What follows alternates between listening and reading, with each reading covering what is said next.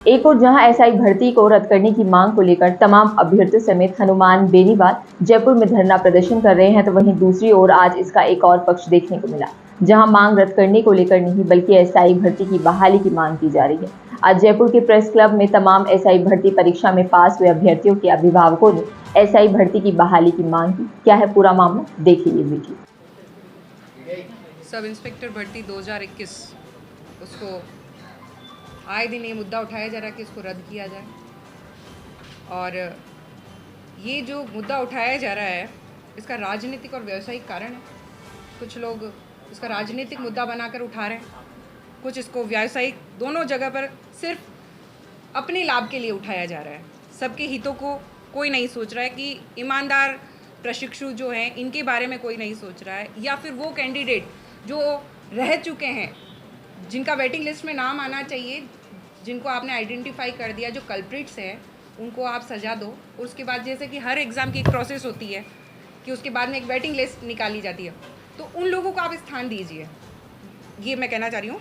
और फिर मैं ये कहना चाह रही हूँ कि जो राजनीतिक मुद्दा बनाने का कारण क्या है कि सरकार के द्वारा अपने कार्यों को निष्ठापूर्वक किया जा रहा है, वहाँ और कोई मुद्दा इनको मिल नहीं रहा है, तो बार बार इसी पेपर लीक को, एसआई भर्ती को रद्द करने का मुद्दा बनाया जा रहा है। और ये कैसे, कौन लोग हैं जो इसको मुद्दा बना रहे हैं, जिनका 20% जो 20 गुना में जो सिलेक्शन होता है वो भी जिनका सिलेक्शन नहीं हुआ है, ये वो लोग हैं। ये लोग आए दिन बोलते हैं कि आरएस मेंस की जो एग्ज़ाम है उनको आप आगे बढ़ाए।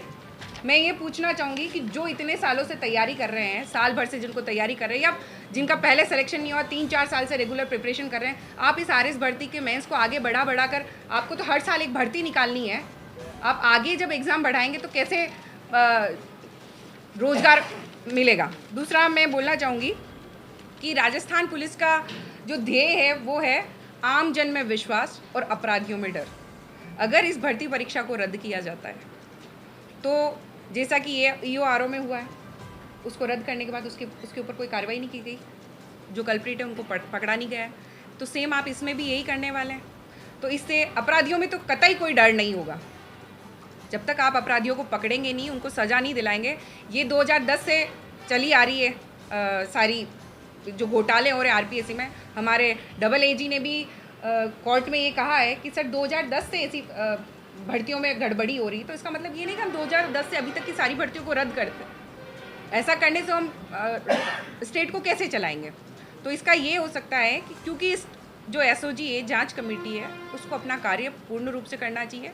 उसको अनुशंसा करने का अधिकार नहीं है, उसका अधिकार है सिर्फ जांच करने का। अगर वो ईमानदारी से जांच करके, क्योंकि एसओजी जांच कर सकती है।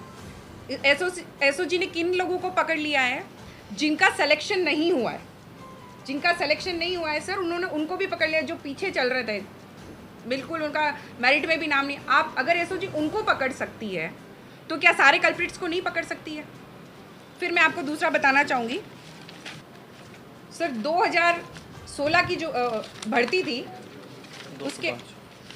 उसमें 205 जो कैंडिडेट थे वो मेंस एग्ज़ाम तक गए थे, मैंने इंटरव्यू तक गए, इंटरव्यू क्लियर किया, लेकिन जितनी सीट्स थी वहीं तक उनका सिलेक्शन हुआ, उसके बाद वो रह गए। तो क्या इस बार उनका सिलेक्शन नहीं होगा। 205 बच्चे तो वो मानिए।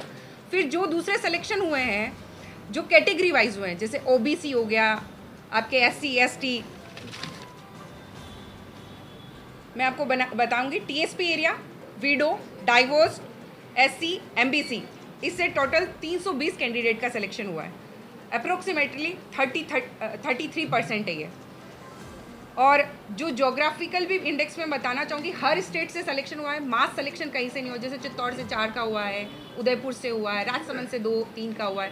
तो अगर मास बेस पे पेपर लीक होता है तो सभी के पास जाना चाहता है कोई, या फिर पर्टिकुलर एरिया में जाया जाता, लेकिन ये मास रूप में नहीं हुआ है और ईमानदारी से बच्चे सेलेक्ट हुए। इसमें वो बच्चे भी जिनका आरएस क्लियर हो चुका था, आरएस मेंस क्लियर हो चुका था।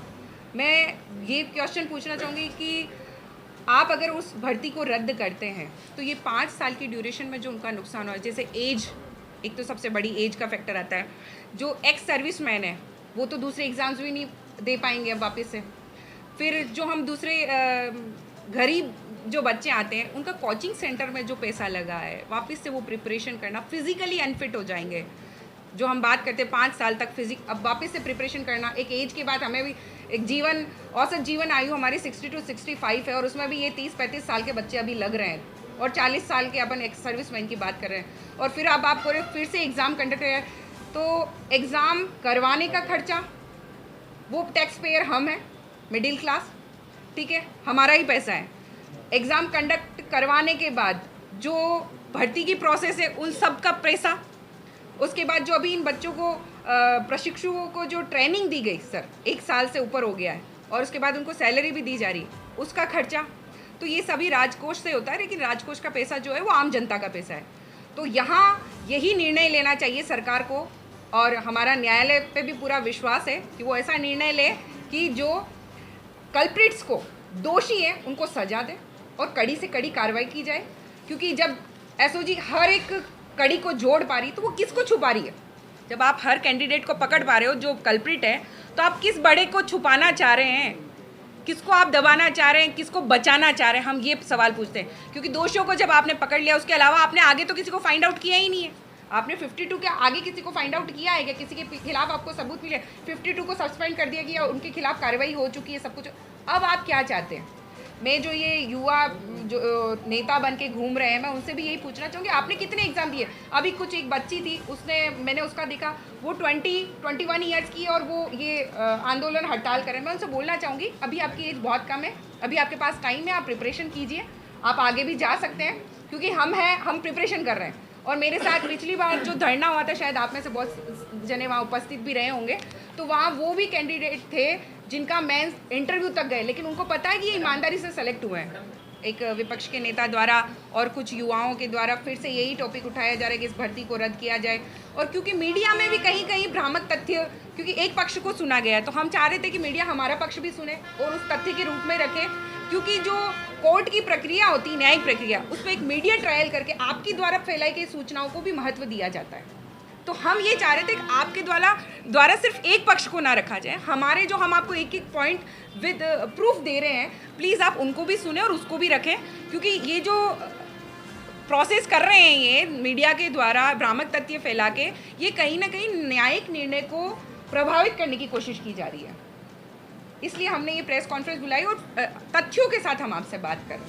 और इसमें सेग्रेशन हो सकता है, जो एसओजी है वो चाहे जांच कमेटी, अगर इससे नहीं हो रहा है तो हम चाहते हैं किसी और जांच कमेटी को बुलाया जाए, अगर यहाँ संसाधन उपलब्ध नहीं है तो सरकार उनको संसाधन उपलब्ध कराए और पूरी प्रक्रिया को सही से करे।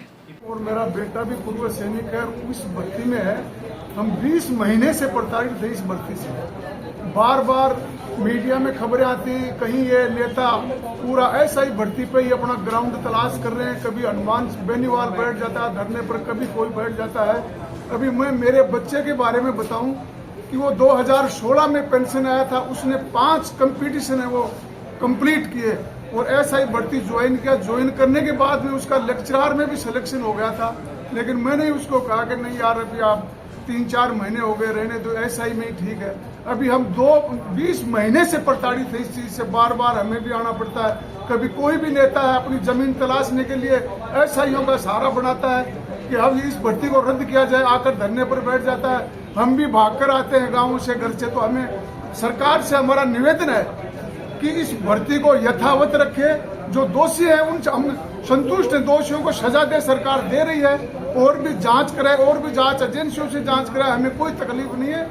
जो दोषी है उनको सजा दे, और जो 859 ने परीक्षा दी उनमें मात्र अभी तक 52 ही तो दोषी हैं। 802 को सजा क्यों दी जा रही है जो निर्दोष है बेचारे, जिन्होंने मेहनत की है। अब मैं बता रहा हूँ, जैसे कि मेरे बच्चे ने 16 से लेकर 21 तक 5 साल कड़ी मेहनत की है। उसने पहले फौज में था, घर बार नहीं देखा, अब भी वो मेहनत की, उसने सीकर मकान लेकर वो रहा। उसके साथ अन्याय होगा तो क्या होगा? उसकी डेट ऑफ बर्थ है फरवरी 2084, अभी वो 40 साल से 1984 सॉरी, वो 40 साल से ऊपर का हो गया, उसके भविष्य का क्या होगा?